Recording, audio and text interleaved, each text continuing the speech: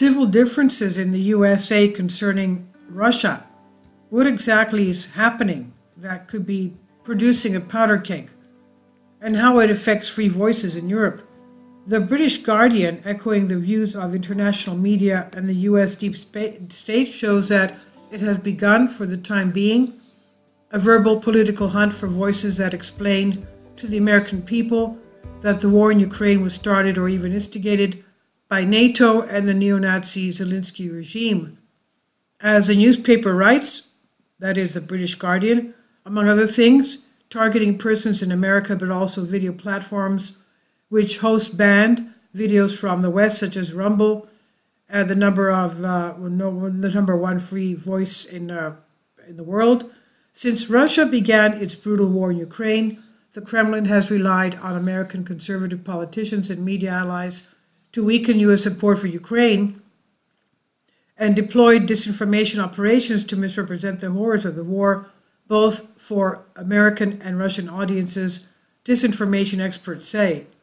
Some of the Kremlin's most blatant lies, so-called war truths, about the war aimed at undermining U.S. aid to Ukraine have been promoted by major figures on the American right, from Holocaust denier Nick Fuentes to former Trump advisor Steve Bannon and Fox News star Tucker Carlson, whose audiences of millions is deemed particularly useful for Russian goals. On a more political track, members of the House Republican Freedom Caucus, including Paul Gosar, Marjorie Taylor Greene, and Scott Perry, who in May voted with 54 other Republicans against a $40 billion bailout on Ukraine and have expressed other concerns about the war, have proved useful, if perhaps unwitting, allies of the Kremlin at times.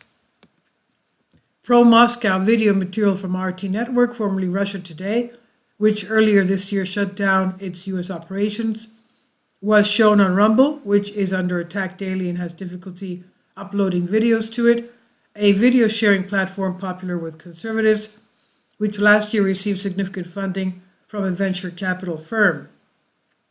It was founded by newly elected Ohio Republican Senator J.D. Vance and is backed by billionaire Peter Thiel.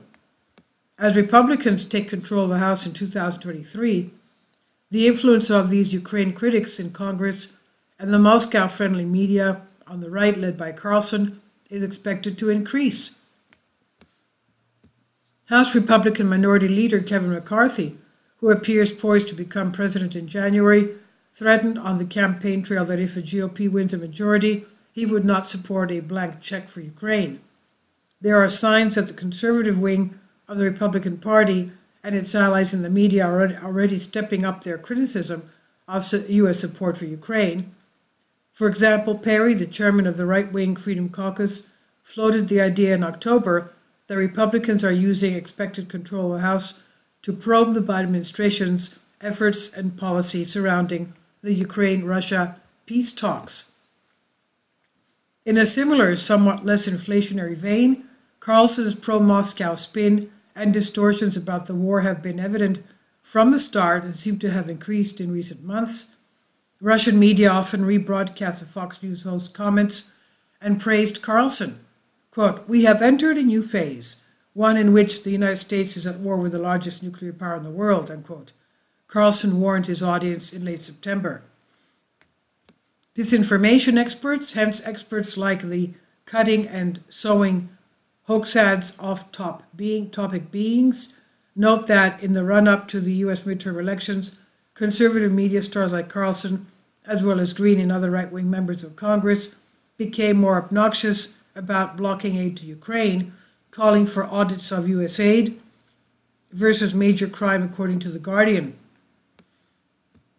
Marjorie Taylor Greene's introduction of a resolution to vet aid to Ukraine is not surprising, given the pervasive negative messages about Ukraine coming from the right wing of the GOP over the past 3 months. Brett Schaefer, senior fellow at Alliance for Secure and Democracy, said, before the November 8 elections, he noted that of the 100 most retweeted tweets about Ukraine published poll by GOP House candidates since August, about 90% opposed continued support for Ukraine. Schaefer added that although most members of Congress support Ukraine, the most vocal members do not, and their voices dominate online spaces. John Cipher, who served as the CIA's National Intelligence Service for 28 years with a stint heading in its operations in Russia, at least they admit who we're dealing with, said Putin uses a playbook he developed in his long career in the KGB to influence politics and Russian public opinion. In the US, the pro-Putin messaging audience was boosted by Rumble, the video sharing platform, which featured RT content including an interview with two Americans arrested in Ukraine. One of the two Americans in the video clip told an interviewer while in custody that he had been tricked into fighting in Ukraine by propaganda from the West, quote unquote, that said Russian soldiers were indiscriminately against civilians. Megan Squire, Associate Director for Data Analysis at the Southern Poverty Law Center, noted that Rumble had also been busy recycling pro-Putin and anti-Ukraine material from many figures on the right. But for overall influence on the American public, veteran Russia expert says Carlson's big Fox megaphone still undermines other propaganda tools favorable to Moscow. Quote, the audience of Fox News commentators like Tucker Carlson, who often spreads pro-Russian narratives, is obviously larger than that of new players like Rumble, who often carry Russian disinformation, end quote, said Andrew Weiss, Vice President of Studies. He said such platforms have much more impactful than the more insidious techniques used by the Russian propaganda machine these days. P.S. So what are they thinking of doing? The sequence is expected to be interesting as the civil war has broke out in the U.S. for Russia. Who's going to moment at the level of verbal contrast until the moment? This is translated for you from a Greek article. Please leave your comments and thank you for your support. Kindly support my Patreon account. The daily posts are 5 videos daily and they are totally different from what I have on my YouTube channel. Thank you so much for your support and that you find all my content so interesting. You'll find the Patreon account details in the description box below.